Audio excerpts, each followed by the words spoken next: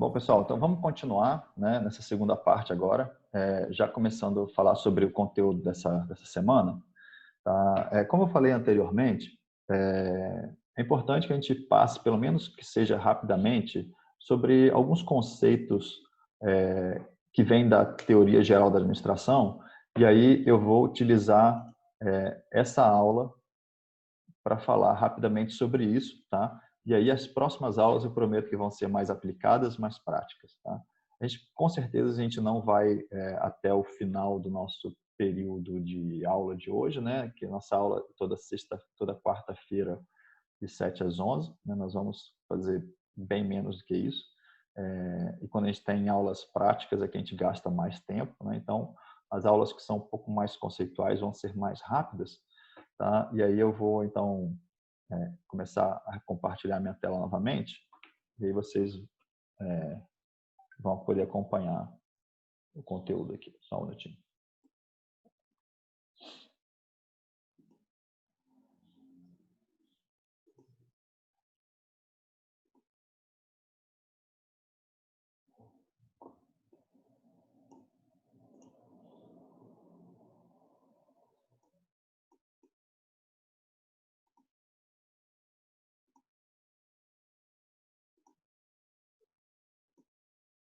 Tá. Pessoal, vocês estão vendo a minha tela agora? Sim. Sim, professor. Tá.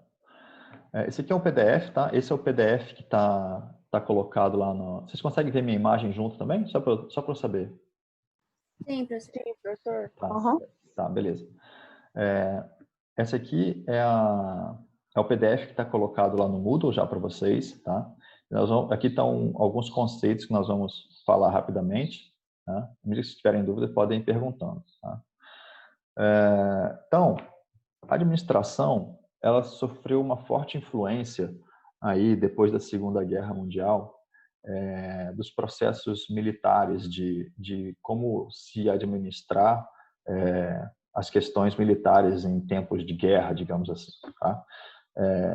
Como várias coisas acontecem no mundo, né? Como várias inovações tecnológicas aparecem no mundo a partir das guerras, né? Por exemplo, absorventes femininos, né? Vocês sabiam que eles começaram a ser produzidos em larga escala e né, se tornaram tão populares depois da Segunda Guerra Mundial? Por quê? Porque os caras descobriram alguma forma de estancar o sangue dos ferimentos com um tipo de tecido especial, com um tipo de aparato desenvolvido que se assemelhava muito ao que é o absorvente feminino hoje. Então, eles colocavam aquele negócio no machucado, absorvia o sangue, estancava, e a partir disso mudaram, né, para isso. O Teflon, né, que é um item que a gente tem aí nas panelas, por exemplo, né, para antiaderente, isso foi desenvolvido também na época da guerra, né? O arado, né, o próprio arado foi desenvolvido para fazer pistas de pouso em regiões que não tinham acesso, né? Enfim, vários processos, várias tecnologias, o próprio GPS, né, é uma tecnologia moderna que está em todo celular hoje. Ela foi desenvolvida também para guiar mísseis em longas distâncias, né, e acertar alvos em longas distâncias com precisão, tá? E é isso já é o que a gente conhece hoje. Então, se vocês buscarem aí na internet, vocês podem buscar aí inovações que se originaram aí a partir das guerras, né? Vocês vão ver que existe uma infinidade de coisas, né, que vêm de modernização. E as formas de se administrar as empresas, elas se modificaram, né, e sofreram influência também desses processos de logística, de comando, né, e de formas de organização dos recursos, né, que eram utilizados na guerra, as empresas começaram a utilizar. Mas antes disso, a origem da palavra administração, deixa eu pegar aqui um lápis aqui. Definição do termo administração, tá? ela vem de ad, que é de direção, minis, que é um comparativo de inferioridade, e ter, que é subordinação e obediência. Então, notem que vem de um conceito bem militarista, né? Em que você tem uma direção a ser seguida, em que as pessoas são subordinadas e devem obediência a um comando central. Tá? Então, o termo administração ele vem dessa origem. Tá? Mas o que a gente sabe hoje é que isso não se aplica, né? Essa leitura do termo administração não se aplica à administração moderna. Né? Então, hoje as decisões são bem mais compartilhadas, não tem tanta a questão da subordinação e comparativo de inferioridade não é tão evidente, ou pelo menos as empresas tentam adotar políticas que sejam de valorização das pessoas, de valorização dos métodos compartilhados, do compartilhamento de informação entre as equipes, da interação, da multidisciplinaridade, ninguém é menor do que ninguém, né? E a complementariedade do conhecimento. Tá? Então, a administração caminha nesse sentido, né? Bem diferente do que o termo administração traz na sua origem da palavra. Tá? Mas, basicamente, a tarefa da administração rural, tá? O item 2 aqui, é interpretar os objetivos propostos pela empresa e transformá-los em uma ação empresarial. Então, pessoal, isso aqui está no cerne da administração, tá? Tanto rural quanto dos outros itens, dos outros setores. Interpretar os objetivos da empresa, tá? E muitas vezes o objetivo da empresa não é o objetivo do produtor, não é o objetivo do empresário, digamos assim, tá? Então a gente tem que começar a entender que a empresa ela é uma pessoa, né? Vocês têm aí na carteira de vocês isso aqui, não tem? Ó, todo mundo tem esse número aqui, né? O CPF, né? Que é o cadastro de pessoa física. A empresa tem CPF? Diz aí, a empresa tem CPF? Tem CNPJ. CNPJ, né? Exatamente, né? Tem CNPJ. Então, aqui é o cadastro de pessoa, tá? Física. Aqui é o cadastro nacional de pessoa, o quê? Jurídica.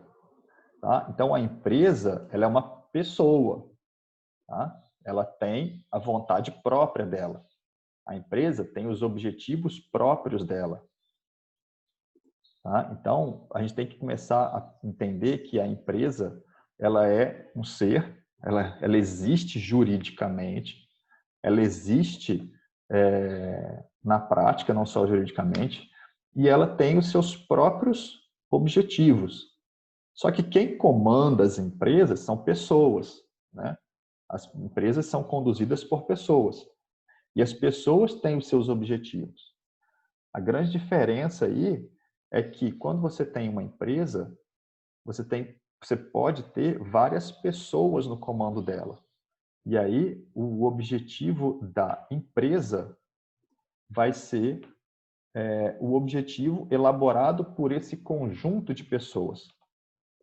Então, se a gente pensar aí numa empresa familiar que cresceu, né, que cresce e tem, né, um mercado grande aí, a empresa ela tem as necessidades dela, ela tem as necessidades de recurso, ela tem as necessidades de geração de caixa, tem a necessidade de insumos, tem necessidade de consumo de energia, de necessidade de consumo de matéria-prima, e ela transforma tudo isso num produto e gera a sua receita. As pessoas que estão por trás, conjunto de pessoas que estão por trás da empresa, elas conjuntamente, elas de maneira coordenada, elas pensam qual é o objetivo que elas querem para a empresa. Tá? Então, a empresa tem o seu objetivo próprio, que é determinado pelo conjunto de pessoas que está por trás dela. O que acontece é que empresas tradicionais de outros ramos que não agropecuários, você pode ter um ou mais sócios pensando aonde eles querem chegar com a empresa, né? Você pode ter um grupo de acionistas pensando aonde que eles querem que a empresa chegue e eles traçam os objetivos dessa empresa. E aí ela começa a trabalhar, eles dão o comando para as outras partes da empresa para que esse objetivo, para que as tarefas comecem a ser executadas e ela possa caminhar, a empresa possa caminhar para alcançar aqueles objetivos. A grande diferença aí para a administração rural é que quando um produtor, que ele é o dono da empresa, ele pensa nos objetivos da empresa, ele acaba misturando com os seus objetivos pessoais. Tá? Então, geralmente, né, na grande parte das vezes, o produtor é uma pessoa que é dono da empresa agropecuária, o dono da fazenda, no caso, e ele sozinho pensa no objetivo da fazenda dele, pensa no objetivo da empresa dele, mas isso se reflete muito qual é o objetivo dele pessoal. Então, por exemplo, o produtor rural tem o desejo de trocar de caminhonete todos os anos, todo ano. E aí, esse objetivo de trocar de caminhonete todo ano reflete-se em como ele vai conduzir aquela empresa, né? Ele tem o objetivo de viajar todo ano, ele tem o objetivo de ter uma renda em determinado nível, determinado patamar, e aí ele vai conduzir a empresa refletindo aquele objetivo dele. Tá? Aí você pega uma empresa familiar, uma empresa rural familiar, né? Uma fazenda que tenha o pai, a mãe e alguns filhos trabalhando. Aí você já tem uma mistura de objetivos pessoais que vão determinar como essa empresa se desenvolve. Então, provavelmente tem o pai, que é o tomador de decisão maior, de maneira compartilhada com a mãe, e os filhos que trabalham, mas que também têm seus objetivos pessoais que talvez possam interferir nos objetivos da empresa.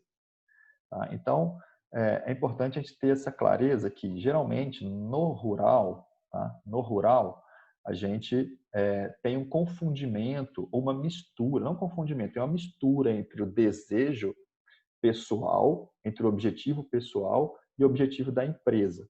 Tá? O que é um pouco diferente em grandes empresas de outros ramos. Até as grandes empresas agropecuárias também funcionam dessa maneira, né? Que a empresa tem os objetivos específicos e esses objetivos específicos da empresa estão um pouco mais desconectados, um pouco mais separados dos objetivos pessoais de quem está gerindo essa empresa. Tá?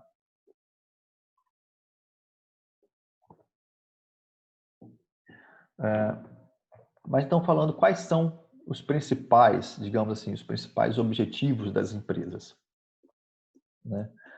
Principalmente lucro, né? Então, as empresas existem para dar lucro. Nenhuma empresa existe para dar prejuízo, tá? Então, é sempre a questão de obtenção de lucro, tá? Mas existem outros objetivos que podem ser secundários ou paralelos, né?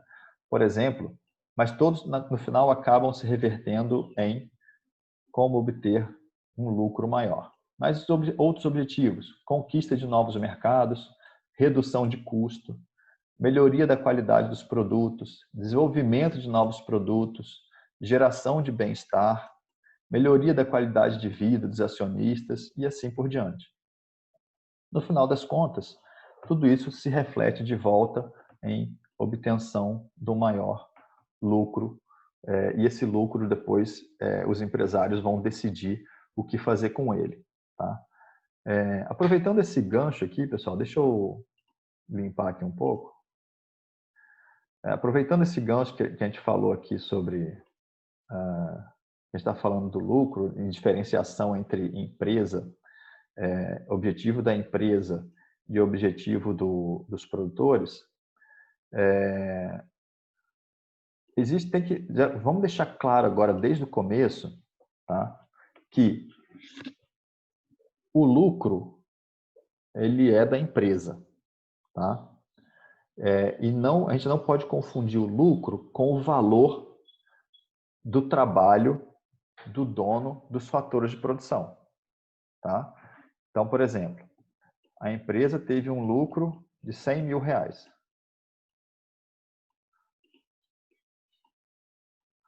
Tá? A empresa teve um lucro de R$100 mil. Para onde vai esse lucro?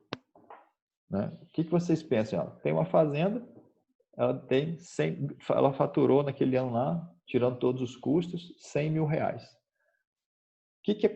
Para onde vai esse lucro? Quais são as fontes de destino desse lucro? Tá? E quem que decide para onde vai esse lucro? Tá? Então, o lucro, ele é algo que sobra. Tá? Então, olha aqui, ó, o lucro é algo que sobra quando a gente tem a receita total, tá? Que é a venda do produto, menos o custo total. Guardem isso para sempre na vida. Tá? Lucro é receita menos custo, sempre. Tá? E aí, então, não confundam lucro com receita. Tá? RT aqui eu estou chamando de receita total ou renda total. Então, o lucro é o que eu vendo menos o que eu gasto para produzir. Tá? Se a gente falar em receita, nós estamos falando só em receita vendida, no faturamento. Se eu falar em lucro, eu estou falando na receita menos o custo. Tá? Pronto, guardem isso para o resto da vida, não esqueçam mais. Mas o que eu quero dizer? Que dentro desse custo, eu tenho um item importante que chama-se mão de obra.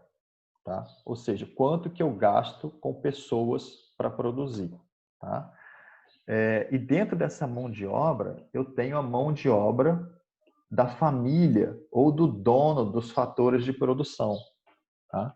Então, dentro do custo de produção, eu tenho o valor da mão de obra do próprio dono da fazenda, que trabalha nessa fazenda. É o cara que é o proprietário rural lá que exerce atividades dentro da fazenda. Ele não só tem mão de obra contratada, não tem a mão de obra contratada e a mão de obra familiar. Então, dentro desse contexto, essa mão de obra familiar ou do dono dos fatores de produção, ela é remunerada pelo trabalho dela. Então, o meu lucro é a receita menos o custo e já embutido nesse custo a remuneração de quem trabalha. Beleza? Entendido isso? Então, o que sobra de lucro é algo a mais do que o cara recebe para trabalhar.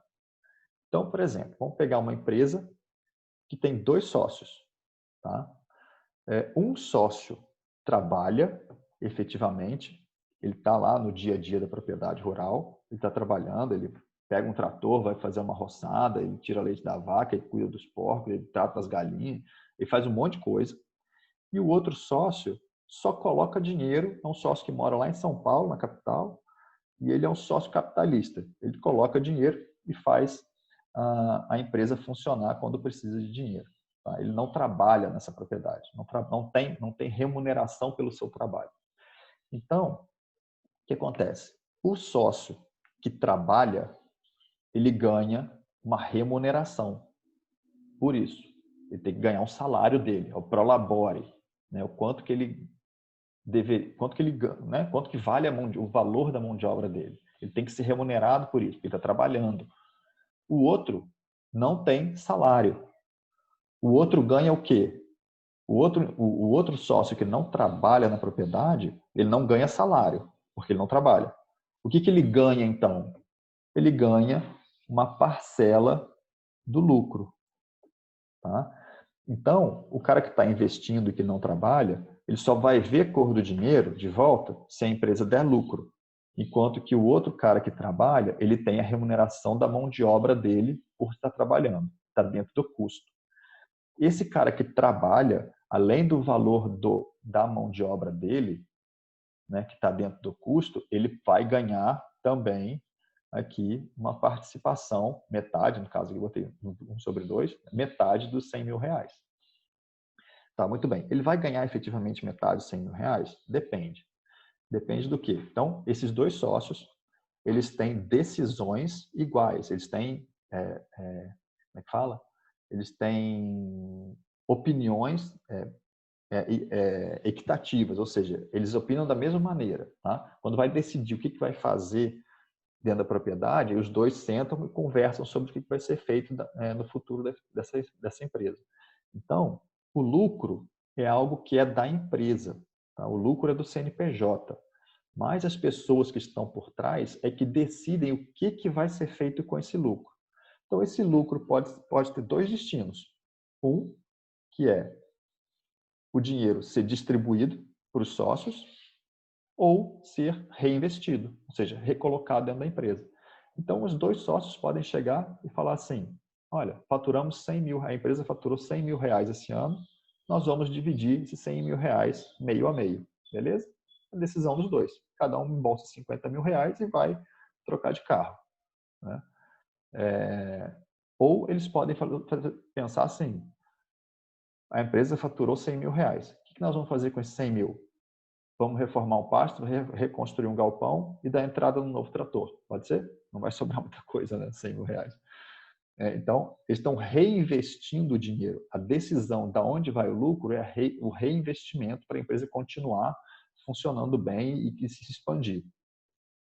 Então, se a decisão dos dois sócios for vamos reinvestir o lucro, aquele sócio que está lá em São Paulo, que não trabalha, ele não vai ganhar nada, porque ele não vai ter remuneração sobre o trabalho e também não vai ganhar um lucro, porque o lucro vai ser reinvestido, mas é uma decisão dos sócios.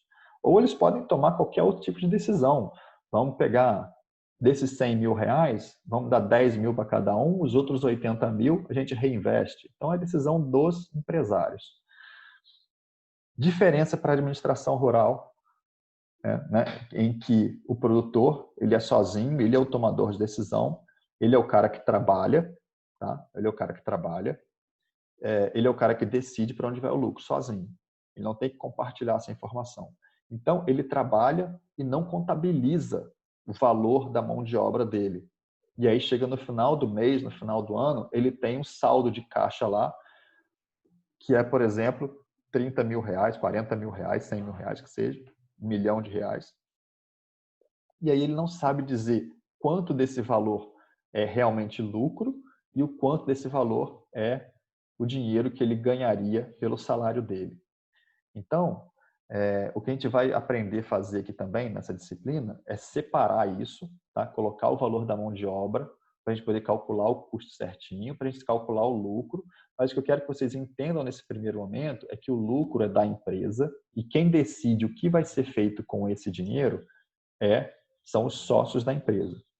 Pode ser que sejam 10, 20, 50 sócios, ou pode ser que seja um sócio decidindo para onde vai esse dinheiro, tá? Que pode ser reinvestido ou pode ser consumido pelo dono da empresa. Tá? Bom, entendido isso? Está claro, então, que existe um prolabore, essa palavra é importante, tá? Existe um tal do prolabore, que é o valor da mão de obra do produtor rural que trabalha ou das pessoas da família que trabalham, e existe o lucro, que é o valor que sobra no caixa da empresa depois que você paga todos os custos, inclusive o prolabore. Beleza? Alguma dúvida até aqui? Tá tranquilo? Tranquilo, professor. Então tá. Me alonguei um pouco mais do que eu gostaria nesse ponto, mas eu acho que é importante a gente já começar a trabalhar esses conceitos que são bem práticos e úteis, né, para a gente. Bom, só falando um pouquinho mais sobre o lucro é receita total.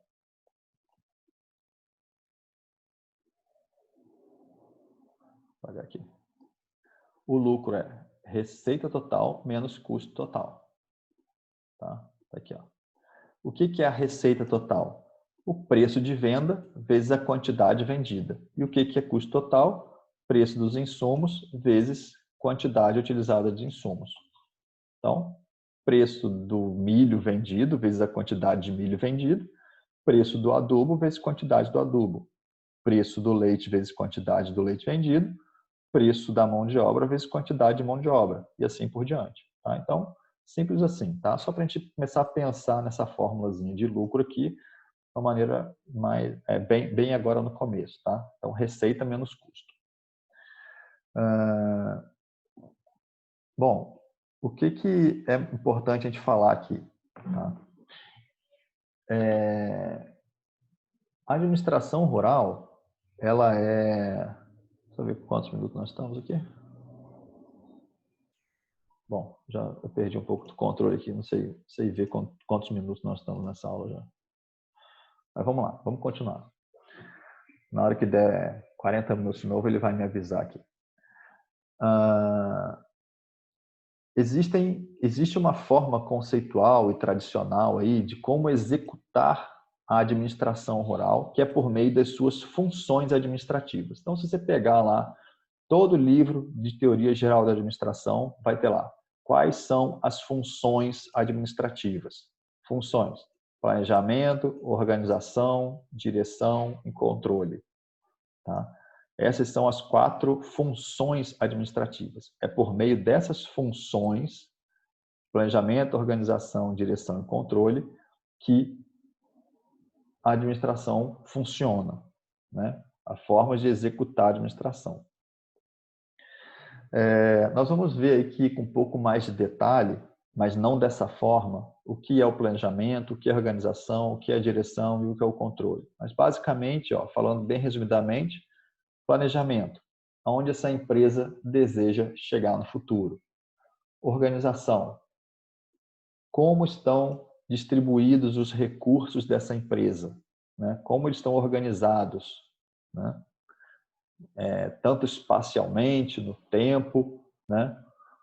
Valores investidos. Tá? A direção é como existe o comando de pessoas dentro da empresa, como a informação vai da administração para quem está executando na base lá, para os funcionários.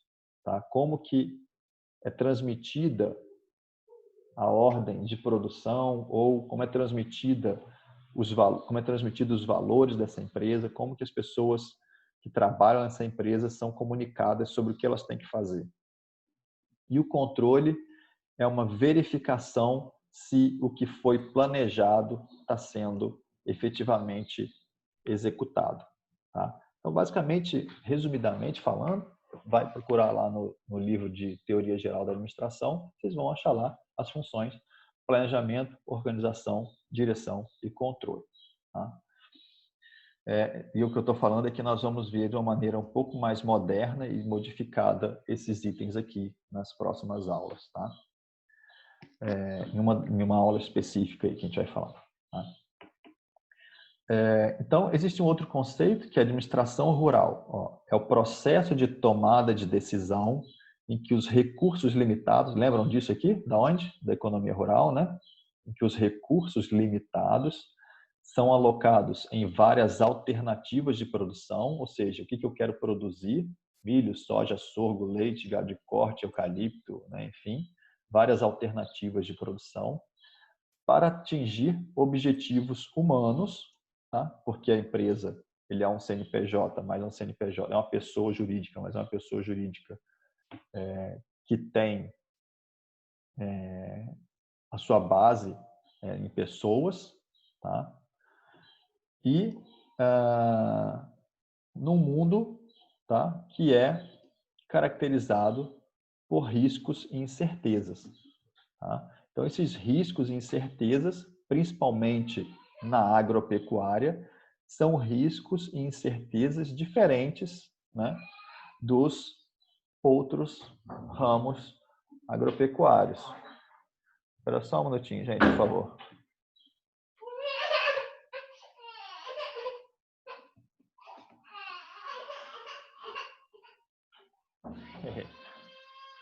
Uma pequena interferência aqui. Então, e onde que eu estava mesmo? Até esqueci. Tá. Os riscos e as incertezas da atividade agropecuária, elas são diferentes dos riscos e das incertezas. Na verdade, elas são maiores ou em maior número do que os riscos e incertezas das outras áreas, né? Porque ela tem o risco associado de toda a economia, de tudo que acontece na economia, assim como todas as outras empresas. Além disso, tem os riscos climáticos, os riscos climáticos, principalmente, os riscos, por exemplo, de pragas, os riscos, por exemplo, de incêndio, riscos, por exemplo, de perecibilidade do produto, enfim, né? A atividade agropecuária tem riscos adicionais em relação às outras atividades. Tá? Então, isso deve ser considerado também quando a gente fala de administração rural. E aí o governo, né, entende isso e tem algumas políticas, né, para redução dos riscos e minimização de perdas, né? Muitas vezes elas funcionam, outras vezes não, mas enfim, não cabe a gente ficar discutindo aqui quais são esses riscos, quais são essas políticas. A gente viu um pouco disso na disciplina de princípios do agronegócio. Tá?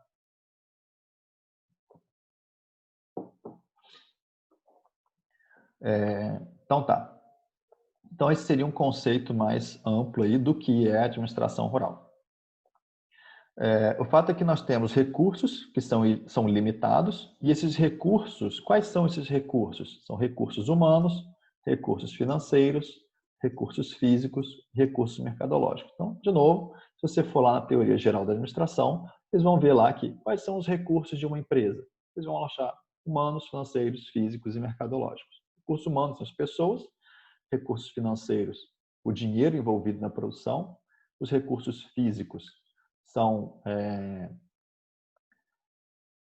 o que tem disponível para produção, o investimento já feito nessa propriedade, tratores, pastagens, galpões, máquinas, equipamentos, enfim, são os recursos físicos. E os recursos mercadológicos, que são marcas, aspectos da logística, né? Como a empresa se organiza para distribuir o produto, a marca, formas de embalagem, propagandas, tudo isso é recurso necessário para a produção. Tá? Então, para a produção ou para a comercialização dos produtos. Tá? Então, de novo, na teoria geral de administração, vocês vão ver esses itens aqui. Esses recursos, eles são distribuídos em áreas, tá? Áreas ou setores. Então, os recursos humanos dão origem por exemplo, ao setor de pessoal, ao setor de pessoas. Os recursos financeiros dão origem ao setor de finanças de uma empresa. Os recursos físicos dão origem aos setores de produção dessa empresa. E os recursos mercadológicos dão origem ao setor de comercialização das empresas. Então, os recursos são alocados em setores, tá, para a produção. Então, resumindo, a gente tem os recursos produtivos, que são limitados, são finitos, eles acabam, que são distribuídos nas áreas ou dentro dos setores das empresas. Eles são trabalhados dentro das funções administrativas. Quais são as funções? Planejamento, organização, direção e controle. Tá? Então, tem as funções para atingir os objetivos da empresa, que nós já falamos lá no começo, quando nós falamos da diferença do CNPJ para o CPF. Tá? Então, os objetivos que são da empresa, mas que são norteados pelas pessoas que estão por trás dessa empresa.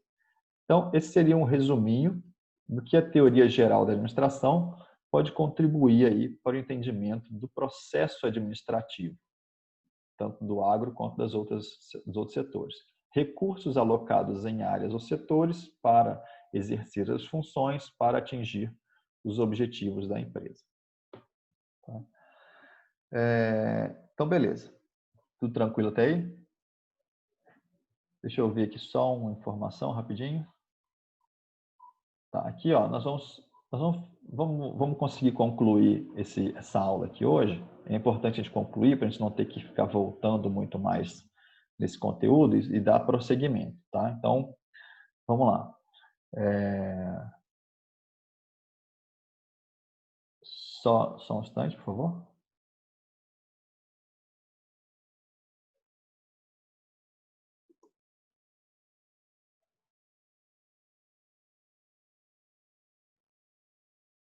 Pessoal, então olha só, faltam 3 minutinhos para dar os próximos 40 minutos do Zoom. E aí vamos fazer o seguinte, eu vou ter que encerrar novamente, e aí, antes de acabar os próximos 40 minutos, a gente vai encerrar a aula, tá? Mas eu preciso, então, finalizar agora e que vocês entrem novamente, tá? Eu vou ver se eu consigo contornar esse probleminha do Zoom aí, para a gente poder conduzir melhor. É um saco ficar fazendo esse negócio aí de parar a aula e voltar, parar a aula e voltar. Eu gosto mais do Google Meet, tá? Porque ele não tem essa limitação, mas ele não grava, tá? Mas vamos fazer isso aqui agora, então, tá? Eu vou voltar, eu dei uma pausa na gravação para eu dar esse recado, para ele não aparecer lá no vídeo, mas eu vou encerrar, deixa eu ver quantas pessoas a gente tem aqui, deixa eu ver. A gente está com 16 participantes agora, tá? Então, eu vou reenviar o link lá no WhatsApp. Deixa eu só concluir o raciocínio aqui, então, e a gente já vou encerrar. Ah, não, acho que está gravando, né? Tá sim. Tá gravando, né? É bom, enfim, depois eu edito o vídeo aqui e tiro essa parte que eu tô falando aqui. Então deixa inteiro também, não tem problema não. Bom, tá. Então tá, pessoal, vamos fazer o seguinte. A gente encerrou o raciocínio aqui sobre processo administrativo, tá? E aí vamos falar agora dessa segunda parte aqui, começa com os principais problemas da administração, tá bom? Eu vou dar um pause por aqui agora. Deixa eu mandar parar de gravar aqui. Pronto.